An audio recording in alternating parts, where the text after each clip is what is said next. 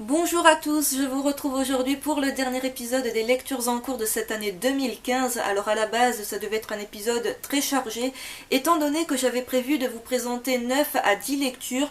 Le truc quand j'ai programmé ça, c'est que j'ai complètement zappé que ça serait une semaine marathon pour moi, étant donné que je vous ai tout de même tourné 5 vidéos, donc il y a les 4 vidéos top plus la vidéo flop, que ça m'a pris pas mal de temps pour les tourner et pour les monter surtout, mais que ça serait également une semaine marathon dans le sens où j'allais avoir pas mal de courses pour Noël à faire. Du coup, sur les 9-10 lectures que je devais faire, je n'en ai fait finalement que 4.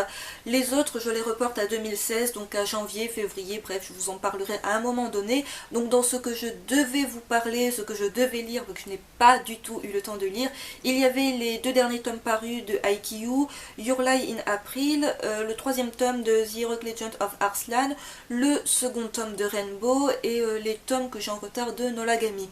Donc ça fait pas mal de choses, mais ne vous inquiétez pas, j'en reparlerai en 2016 quand j'aurai le temps de me poser pour les lire. Il y a aussi le tome 11 de Hokuto no Ken, je crois, mais bon, ça j'avais déjà prévu que j'aurais pas le temps de le lire, donc voilà. Je tiens aussi à vous dire par rapport à mon book haul que je vais tourner dimanche, donc là je tourne cette vidéo, on est mercredi 23 après-midi. Donc dimanche, je vous tourne le book haul du mois de décembre que vous aurez en ligne le 31. Et je le dis d'emblée, autant j'aurai sûrement lu toutes les nouveautés que je vous présenterai dans ce book haul, sauf 2, mais il y en a 2 que je mets délibérément de côté, je vous expliquerai le moment venu pourquoi. Mais alors par contre, niveau fin de série, je n'aurai rien lu, je ne pourrai pas vous parler de la fin de Dusk Maiden of Amnesia, la fin de Rosen Maiden saison 2 ou la fin de Good Ending. Je n'aurai vraiment pas le temps de lire ces séries d'ici dimanche, c'est juste pas faisable du tout. Donc je préfère vous le dire d'emblée, vous aurez mon avis du coup dans un statut Facebook ou sur Twitter le moment venu.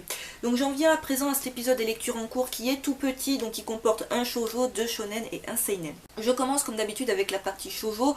Aujourd'hui ça sera avec le tome 9 de Bienvenue au club de Niki Asada, publié chez Akata. Donc la série est toujours en cours avec déjà 11 tomes de parus, le tome 10 est prévu en France pour le 11 février et le tome 11 pour le 14 avril. Donc déjà petit focus sur la couverture que j'apprécie beaucoup. J'espère qu'on verra bien avec la luminosité. Donc ce tome 9 s'appelle Bienvenue au club, donc c'est au club des perdants, puisque pour rappel sur chacun des dos des tomes de la série, on a un adjectif différent pour caractériser le club. Et ce tome 9, je l'ai adoré. Donc j'ai toujours un petit peu de mal à me replonger dans ma lecture à chaque fois, puisqu'étant donné que je ne lis pas beaucoup de shoujo et que ce sont toujours des shoujo qui sont un petit peu sur le même principe, c'est-à-dire le groupe d'amis avec les relations amoureuses qui sont naissantes ou qui se font, qui ne se font pas. Et ce tome 9 de Bienvenue au club, je l'ai adoré.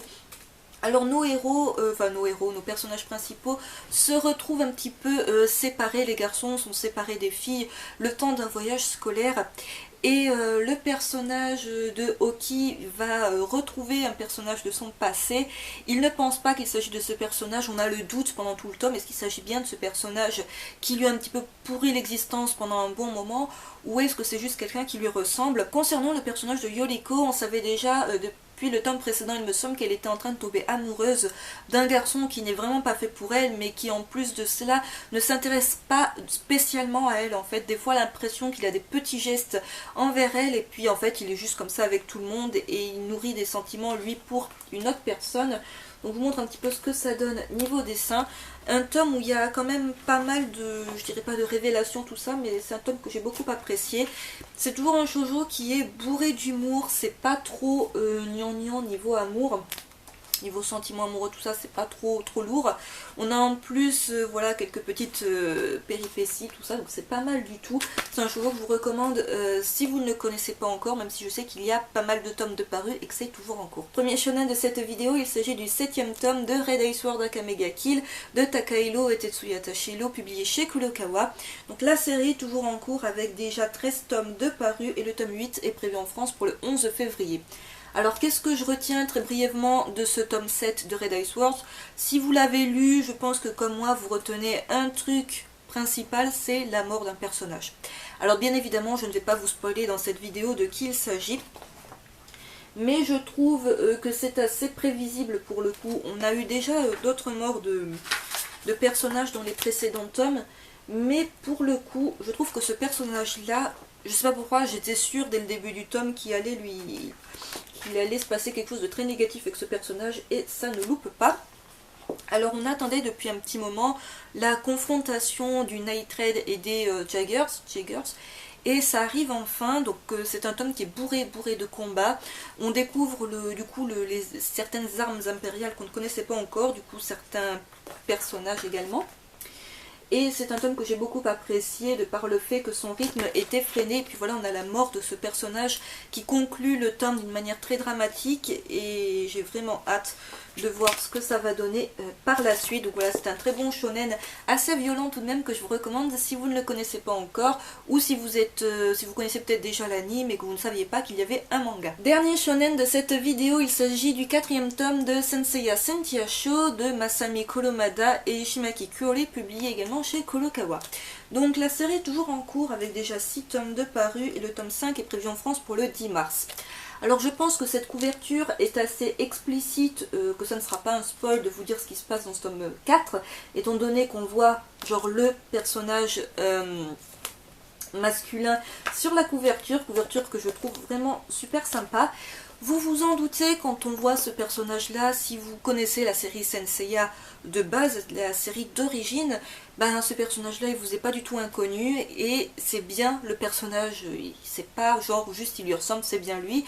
Donc en fait on se rend compte qu'à partir de ce 4e tome de Sentia Sho, qui pour rappel, même si ce sont des Sentia, donc des chevaliers au féminin, il ne s'agit pas du tout d'un récit shoujo, donc ne vous méprenez pas, c'est en rien du tout un récit shoujoesque.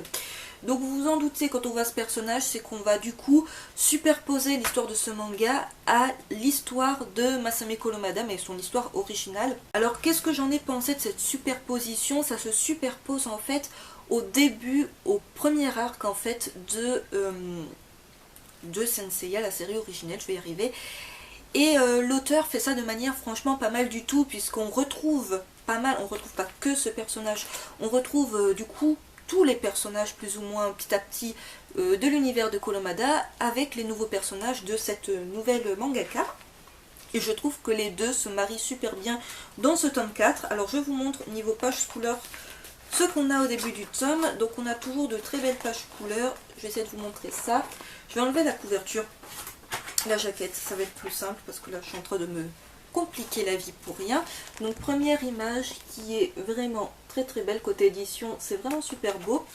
Vous avez de l'autre côté dans le bon sens, oui, un poster. Donc voilà, là vous voyez voilà, vous voyez plus d'un personnage. On ne les voit pas tous dans ce tome, hein, mais vous comprenez bien qu'il y a plus qu'un lien avec la série originale de Senseiya. Et autre page couleur super jolie. Donc voilà, un tome que j'ai adoré parce que justement il fait pire que écho à la série originelle que personnellement j'aime beaucoup, même si elle a très très mal vieilli. Enfin voilà, on s'en rend compte maintenant, ça a assez mal vieilli d'ailleurs cette série là. Donc un très bon tome, vraiment. En plus le tome 3 se concluait sur quelque chose d'assez dramatique puisqu'on perdait un personnage de la série. Alors je suppose que ce personnage n'est pas réellement disparu. Quand on connaît l'univers de Senseiya, voilà, il y a des personnages qui disparaissent et quelques tomes après, pouf, je ne suis pas mort, mais j'ai basculé du côté obscur de la force. Je sens bien un truc comme ça arriver avec ce personnage-là. Donc en attendant, c'est une série que je recommande à tous les fans de Senseiya. Vraiment, autant il y a des séries dérivées, tout ça, que je ne vais pas spécialement conseiller ou qui ne vont pas m'intéresser. Mais celle-ci, le fait de prendre le parti pris d'utiliser des Sentia, donc des chevaliers femmes, ce qui était vraiment... voilà, des femmes dans Senseiya, il n'y en avait pas énormément. Donc voilà, c'est un très bon parti pris de l'auteur. Pour l'instant, c'est bien mené.